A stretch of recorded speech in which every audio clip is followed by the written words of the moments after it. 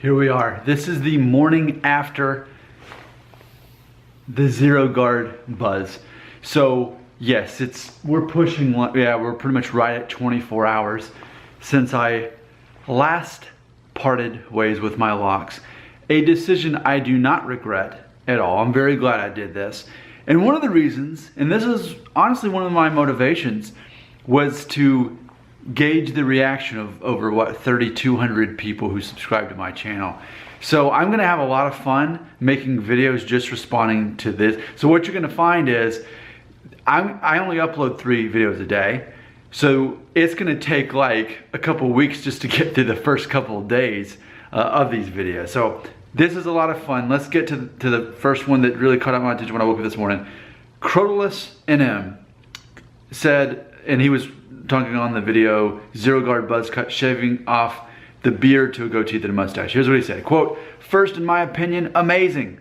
I would have thought that you would look very balding, but actually I didn't notice significant hair loss at all, even at the crown. I like the zero as it's different than all of your previous looks. Equally good with and without beards. One suggestion is I've caught comments suggesting that you look like a street thug or something. Do a video dressed in a way that you would love to be dressed. I'm certain that once out of the protective t-shirt, you will look very attractive and even elegant. 3 fantastic videos, and with you sounding happy and upbeat in it all, just great." End quote. Thank you, Crotalus NM. You must be from New Mexico, I assume. So, and if so, we will be slightly related with my mom being half Mexican. Okay, so I'm very excited to respond to this. Some things I want to point out. Yes, I did a trilogy of videos as far as the whole transition. I felt that that was important. I didn't want it to be too long. I wanted to kind of break it down in each phase. So thank you for participating in my my trilogy reveal there. So I think this is a very good point. As far as how I was dressed, obviously I did throw out that t-shirt. It was an old running t-shirt that I had. It was like, you know, a white Old Navy v-neck with like pit stains in it because I ran in it, you know. So here I am dressed normal. Now what's funny about this is, as you've all been keeping up with my story, back on October 18th, I lost my job. They shut down the whole branch. And so I have been basically just making a bunch of videos and writing a bunch of articles, making as much money as I could, working hard that way as I've been looking for a job. Now today, this is being filmed on February 27th, today just happens to be I'm going to kind of start a new freelancing job today.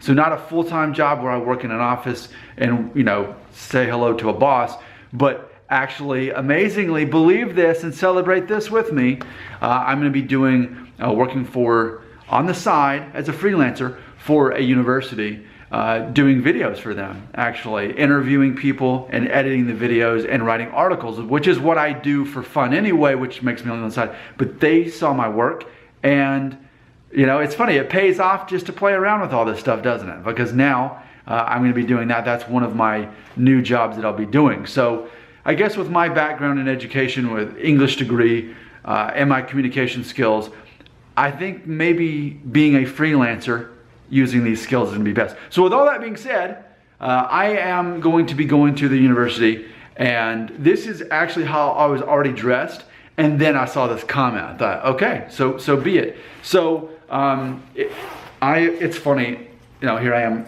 this shirt. What's funny about this shirt is I have had this, man, since 1998. It was my senior year in high school when I got this shirt. It's a duck head, wrinkle-free, which is why it's lasted so long. I guess it's made out of polyester, but it's really held up.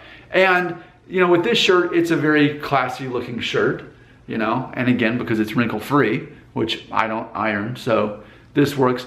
And by the way, let me show you my shoes, even though they're a bit worn, which by the way, today's calendar date is the day that my show was supposed to air on Lifetime. So, these are the shoes that I wear on the show. Now these look very expensive, but they're not. This is actually kind of like a plastic material, but they look really expensive.